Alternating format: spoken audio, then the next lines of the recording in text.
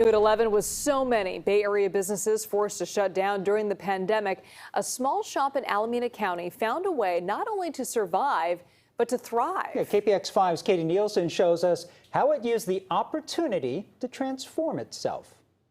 Have you guys been in before?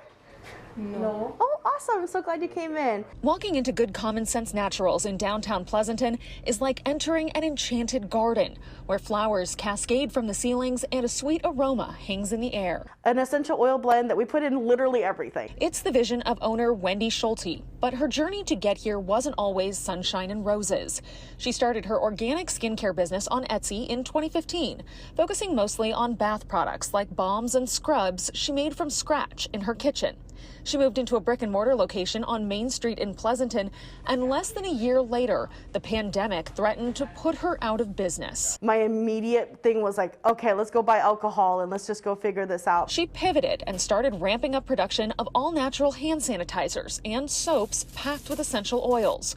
Customers responded. The community always took care of us. So I felt like I definitely needed to go forward and just pay it forward. That's when she knew she had to expand and found the perfect place to do it, a vacant space just 2 doors down. That building dates from like 1890. 620 Main Street, originally Kolb's General Store, and in the 1950s it became home to Dean's Cafe. I think it was an institution, that kind of local eatery. Teams would go there for breakfast after games or practice. A lot of the day, racetrack people would hang out there.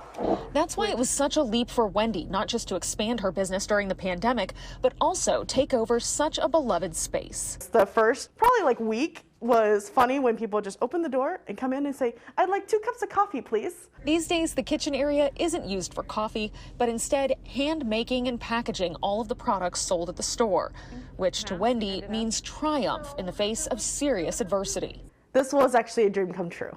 Literally. And for the community, the continuation of a legacy.